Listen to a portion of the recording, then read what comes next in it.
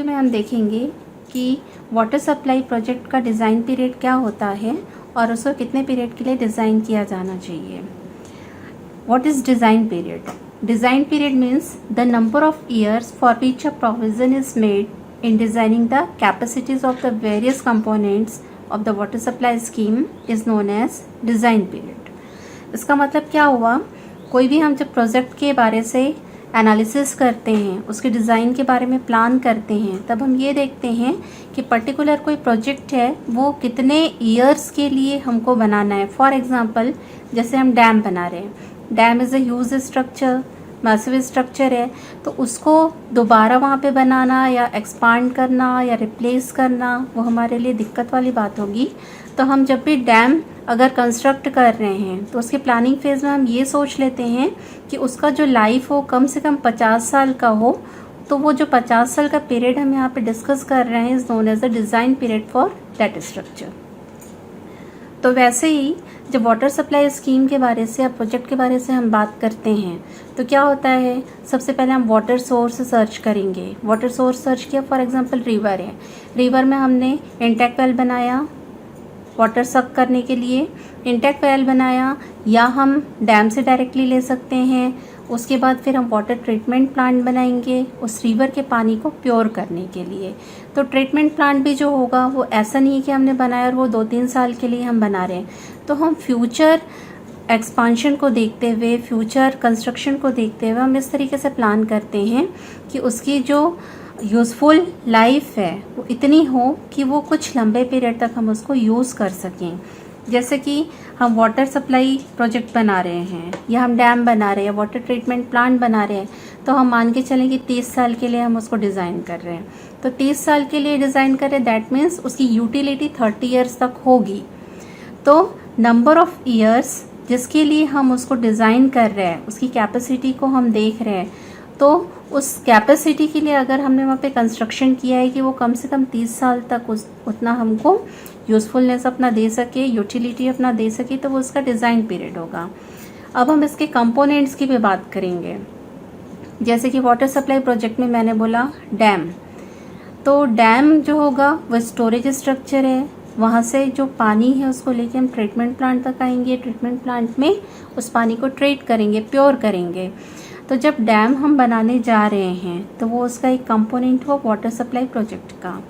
दूसरा, जिस पाइपलाइन से हम लेके आ रहे हैं वो सेकंड कंपोनेंट हुआ, ट्रीटमेंट प्लांट जो हुआ वो थर्ड कंपोनेंट हुआ, डिस्ट्रीब्यूशन सिस्टम हमने बनाया वो फोर्थ कंपोनेंट हुआ, और ऐसे करके वो एंड यूज़र तक पहुंचेगा। तो किसी भी प्रोजेक्ट के डिफरेंट कंपोनेंट्स होते हैं। तो सबसे पहले तो हमको ये समझना होगा कि जो कंपोनेंट्स हैं उस कंपोनेंट का यूज़फुल लाइफ कितना है। फॉर एग्ज़ाम्पल जैसे मैंने डैम बोला, तो डैम हमने बनाया, हमने प्लान किया 50 ईयर्स तक, तो 50 ईयर्स तक हमको उतना ही पानी लगातार उस डैम से मिलना चाहिए। जैसे कि रिवर है, रिवर फ्लो हो रहा है, डैम एक ऑब्स्ट्रक्शन है, वहाँ पे पानी आके स्टोर हुआ, तो क्या होगा, समय के साथ साथ सेडिमेंटेशन उसमें होता जाएगा। तो डैम की जो लाइफ कैपेसिटी है वो धीरे धीरे क्या हो जाएगी, ख़त्म होनी शुरू हो जाएगी, धीरे धीरे रिड्यूस होनी शुरू हो जाएगी। एक समय ऐसा आएगा कि वो टोटली सेडिमेंटेशन उसमें हो जाएगा और जो हमको यूज़फुल वाटर है, जो उसकी लाइफ कैपेसिटी है, वो कम मिलनी शुरू हो जाएगी। तो वहाँ पे हम बोलेंगे कि वो डैम की कैपेसिटी अब उतनी नहीं रही, उसकी कैपेसिटी काफ़ी कम हो गई है, तो उसका जो यूज़फुल लाइफ है वो ख़त्म हो गया, हम उसको उस कैपेसिटी के लिए यूज़ नहीं कर पा रहे। तो जितनी कैपेसिटी के लिए आज हमने डिज़ाइन किया डैम को, उतनी कैपेसिटी हमको कंटिन्यू मिलते रहे कई ईयर्स तक। तो जब तक के लिए हमने प्लान किया है उसकी यूज़फुल लाइफ के लिए, वो उसका लगभग डिज़ाइन पीरियड होगा। लेकिन हम डिज़ाइन पीरियड उससे कम लेंगे, क्योंकि अगर हमने डिज़ाइन पीरियड उससे ज़्यादा लिया तो यूज़फुल लाइफ उसकी ख़त्म हो गई, तो उसके बाद वो डेड हो जाएगा, उसके बाद उसकी कोई यूटिलिटी नहीं बचेगी। तो जो डिज़ाइन पीरियड है वो एक तरीके से हमारा फ्यूचर ईयर्स हैं कि कितने साल के लिए उस स्ट्रक्चर को हम यूज़ करने वाले हैं। तो ये डिज़ाइन पीरियड हो गया। उसके बाद हम देखेंगे कि factors affecting the design period, ऐसे कौन कौन से फैक्टर हैं जो कि डिज़ाइन पीरियड को अफेक्ट करते हैं। The design period should neither be too long nor should it be too short, यानी जो डिज़ाइन पीरियड होगा वो ना ही बहुत लंबा होना चाहिए और ना ही बहुत छोटा होना चाहिए। बहुत छोटा होगा तो उतना वो सर्व नहीं कर पाएगा, लंबे पीरियड तक सर्व नहीं कर पाएगा। उतने छोटे पीरियड के लिए हमको डिज़ाइन करना है तो फिर से हमको उस स्ट्रक्चर को दोबारा बनाना पड़ जाएगा। और बहुत लंबे पीरियड के लिए अगर हमने प्लान कर लिया तो इकोनॉमिकली वो यूज़फुल नहीं होगा, तो बहुत ज़्यादा खर्च आएगा क्योंकि हम बहुत लंबे पीरियड के लिए उसको डिज़ाइन कर रहे हैं। तो कंस्ट्रक्शन कॉस्ट भी है वो बहुत ज़्यादा होगा और उसकी यूटिलिटी उतनी नहीं रहेगी क्योंकि उसका जो लाइफ है वो भी उतना नहीं होगा। तो डिज़ाइन पीरियड हम इस तरीके से प्लान करते हैं कि वो ना तो बहुत ज़्यादा लंबा हो और ना ही बहुत ज़्यादा छोटा हो। The design period can not exceed the useful life of the component structures. ये मैंने भी आपको बताया कि जो डिज़ाइन पीरियड होता है ये कभी भी यूज़फुल लाइफ से ज़्यादा नहीं होना चाहिए। जो भी कंपोनेंट हम ले रहे हैं उसकी जितनी यूज़फुल लाइफ है उससे हमको कम डिज़ाइन पीरियड लेना है ताकि वो एंड तक जितने के लिए हमने डिज़ाइन किया तब तक उसकी यूटिलिटी प्रॉपर बनी रहे। जितना आज हमारे लिए वो यूज़फुल है, जितनी कैपेसिटी आज वो दे रहा है उतनी कैपेसिटी उतने फ्यूचर ईयर्स के बाद भी हमको मिल सके। अब नंबर ऑफ फैक्टर्स हैं जो कि उस पर अफेक्ट डालते हैं। फॉर एग्जांपल नंबर 1, ये मैंने अभी डिस्कस किया कि design period should be less than the useful life of the component structures, ताकि उसकी यूटिलिटी स्ट्रक्चर की बनी रहे। Number 2, ease and difficulty in future expansion.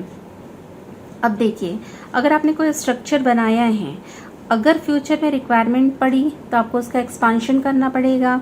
अगर आपको लगता है कि उसका एक्सपांशन फ्यूचर में मुश्किल होगा, बहुत मुश्किल से आप उसको एक्सपांड कर पा रहे हैं, तो उस कंडीशन में आप क्या करेंगे, डिज़ाइन पीरियड ज़्यादा रखेंगे। अगर आपको लगता है कि एक्सपांशन करना आसान है, हम आसानी से एक्सपांड कर सकते हैं, तो उस कंडीशन में हम क्या करेंगे, डिज़ाइन पीरियड कम रखेंगे और उसको हम बाद में एक्सपांड करके उसके पीरियड को इंक्रीज कर सकते हैं। तो यही चीज़ यहाँ पे शो हो रही है कि डिफ़िकल्टी इन एक्सपांशन अगर ज़्यादा है तो डिज़ाइन पीरियड हमको उस कंडीशन में ज़्यादा रखना चाहिए, क्योंकि बार बार एक्सपांशन वाला काम हम नहीं कर पाएंगे क्योंकि वो कठिन है। अगर आसान है तो आप डिज़ाइन पीरियड कम भी रख सकते हैं।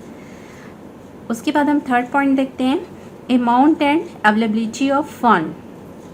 अब ये तो सीधा सीधा इसका रिश्ता है कि अगर आपके पास फंड है, जितना आपको बनाना है, मान लो आप 30 साल के लिए प्लान कर रहे हैं, तो 30 साल के लिए प्लान करेंगे तो स्ट्रक्चर आप बड़ा रखेंगे तो उसमें कंस्ट्रक्शन जो कॉस्ट है वो ज़्यादा आएगा।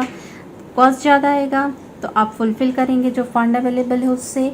तो ये क्लियरली है कि अगर फंड ज़्यादा है तो आप डिज़ाइन पीरियड ज़्यादा रख सकते हैं, लेकिन फंड अगर कम है आपके पास तो आप डिज़ाइन पीरियड कम ही रखें, क्योंकि आपको खर्चा कम होगा। आप जितना ज़्यादा डिज़ाइन पीरियड बढ़ाएंगे उतना आपको कंस्ट्रक्शन कॉस्ट जो है वो बढ़ता जाएगा। Number 4, rate of interest of boring. अगर आपने कहीं से पैसा लिया है कंस्ट्रक्शन के लिए, फाइनेंशियल हेल्प लिया आपने, तो उसमें जो भी इंटरेस्ट रेट है, अगर इंटरेस्ट रेट कम है, अगर चार्जेस कम लग रहे हैं, ब्याज कम लग रहा है, तो उस कंडीशन में आप क्या करोगे, डिज़ाइन पीरियड को बढ़ा सकते हो। अगर ब्याज ज़्यादा लगेगा तो आपको डिज़ाइन पीरियड को कम रखना पड़ेगा, क्योंकि आपको खर्चा उसमें ज़्यादा आ सकता है लॉन्ग पीरियड के लिए। नेक्स्ट हम देखते हैं point 5, rate of population growth.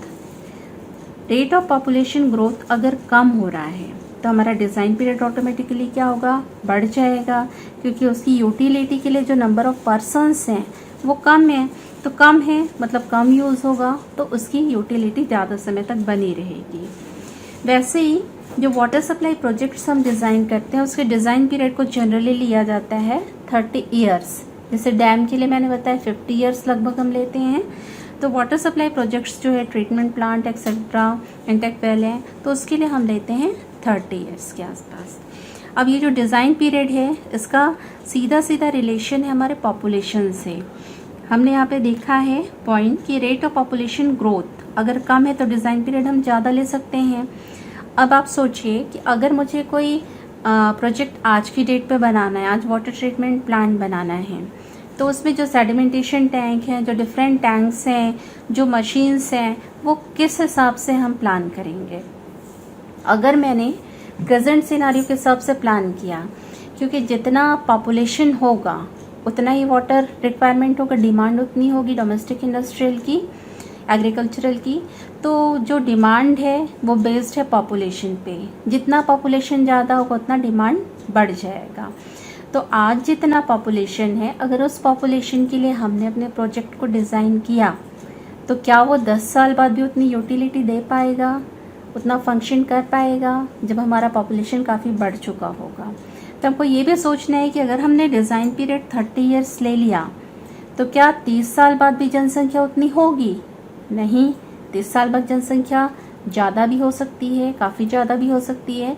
तो हम जब भी प्लान करेंगे तो हम ये देखेंगे कि आज जितनी जनसंख्या है उससे हम प्लान ना करें, हम जो जनसंख्या पॉपुलेशन है उसको फोरकास्ट कर लें किसी मेथड से, और हम 30 साल के बाद की जनसंख्या को भी कैलकुलेट करें और लगभग उस जनसंख्या को फुलफिल करने के हिसाब से हम फ्यूचर प्लानिंग को देखते हुए अपने प्रोजेक्ट को आज की डेट पे प्लान करें। तो यहाँ पे पॉपुलेशन फोरकास्टिंग के डिफरेंट मेथड्स हैं। अब आप जानते हैं कि जो पॉपुलेशन है वो एग्जैक्टली निकालना पॉसिबल नहीं है, क्योंकि depends upon the birth rate, death rate, migration. ठीक है, तो बर्थ रेट जैसे फ्लक्चुएट होगा, पॉपुलेशन फ्यूचर फ्लक्चुएट होगी। डेथ रेट फ्लक्चुएट होगा तो पॉपुलेशन फ्लक्चुएट होगी। Migrations from village to city और सिटी टू विलेज, जो भी एक प्लेस से दूसरे प्लेस पे माइग्रेशंस होते हैं उसकी वजह से भी पॉपुलेशन क्या होगा, चेंज होगा। तो कोई भी ऐसा मेथड नहीं है जिसके आधार पे हम डायरेक्टली पॉपुलेशन को एग्जैक्टली बता सकें। तो इसके लिए हम कुछ फोरकास्टिंग मेथड्स अप्लाई करते हैं जिसके आधार पे हम पॉपुलेशन को फोरकास्ट कर सकते हैं, बट एग्जैक्टली हम नहीं बता सकते। तो हमारे सिविल इंजीनियरिंग में हम नंबर ऑफ मेथड्स यूज़ करते हैं। इसमें फर्स्ट है arithmetic increase method, second one is the geometric increase method, third is the incremental increase method, fourth is the decreasing rate of growth method, fifth one is the simple graphical method, sixth is comparative graphical method, seventh is master plan method or it is also known as the zoning method. Number 8 is the ratio method. So there are number of methods to forecast the population of any place or any city. अब इसको हम one by one सारे methods को यहाँ पे समझेंगे। तो पहले वाले को मैं डिस्कस करना चाहूँगी। First one is the arithmetic increase method. इसको हिंदी में बोला जाता है समानांतर श्रेणी विधि। अब ये विधि क्या है, जैसे कि मैथमेटिक्स में हम लोग पढ़ते हैं कि अरिथमेटिक इंक्रीज या प्रोग्रेस, उसको हम किस तरीके से डिफाइन करते हैं कि वो एक कॉन्स्टेंटली ग्रोथ कर रहा है एक कुछ नंबर के साथ। जैसे हमने बोला कि एक नंबर है 2, तो 2 पे हमने इतना जोड़ा, 3 जोड़ा, फिर अगला 5 आया तो फिर से हमने उसमें 3 जोड़ा, तो एक सीरीज हम फॉर्म करते हैं कि कांस्टेंट इंक्रीज हो रहा हर टर्म्स में।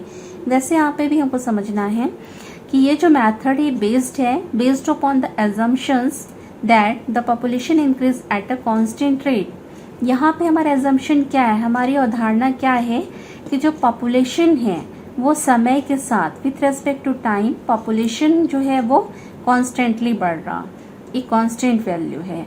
तो इसमें जो फॉर्मूला डिराइव होता है इज Pn, फाइनल जो पॉपुलेशन हम चाह रहे हैं फ्यूचर का, is equal to P0 plus n x bar. What is Pn? Pn is the forecasted population after n decades from the present. इसका मतलब क्या हो रहा है, अगर मुझे फ्यूचर का पॉपुलेशन निकालना है, फॉर एग्जाम्पल 2021 अभी है और आपको पता है कि जो पॉपुलेशन है उसका गणना कैसे होता है, कैसे निकालते हैं। जो गवर्नमेंट है वो हर 10 साल में सेंसस करवाती है, काउंटिंग करवाती है, तो हर 10 साल में जनगणना होती है। जैसे 2011 में हुआ, तो आज जो हम पॉपुलेशन बता रहे हैं वो 2011 का पॉपुलेशन है।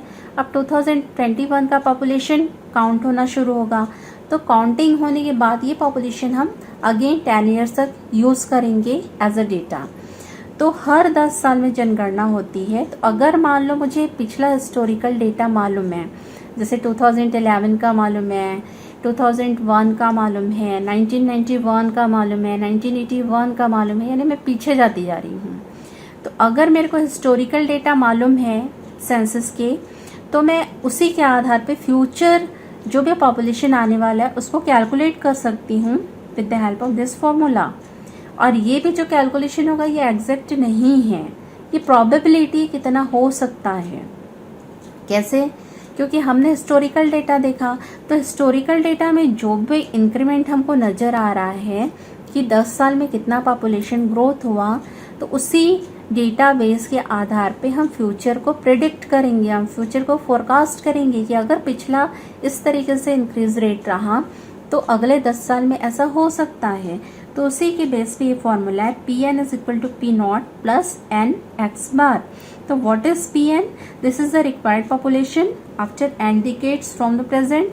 आज अगर 2021 है तो मैं बात करूंगी 2051 की, तो मान लो ये हम 2051 के लिए निकालना चाह रहे, 51 के लिए निकालना चाह रहे, तो ये हमारा Pn हो गया, फ्यूचर पॉपुलेशन, जो कई डिकेड्स बाद का हमको चाहिए। डिकेड मतलब 10 साल, तो एक 10 साल के ग्रुप को हम क्या बोलेंगे? 1 डिकेड बोलेंगे। तो 21 से 31 क्या हो गया? एक डिकेड हो गया। 31 से 41 क्या हो गया? दूसरा डिकेड हो गया। और 41 से 51 तीसरा डिकेड हो गया। तो अगर मेरे को 2021 का पॉपुलेशन मालूम है तो उसी के आधार पे मैं क्या करूंगी? Pn काउंट करूंगी 2051 का population. That means population after 3 decades from the 2021। ठीक, अब इसमें देखिए नेक्स्ट टर्म है P not. What is P not? P not is population at present. हम जिस भी समय की बात कर रहे हैं, चाहे वो कोई भी ईयर हो, उसको हम एज अ प्रेजेंट पॉपुलेशन लेंगे। जैसे अभी मैंने बोला 2021, तो 2021 की जो भी जनसंख्या होगी उसको हम यहाँ पे रखेंगे P नॉट की वैल्यू पे। Again next variable is N। What is N?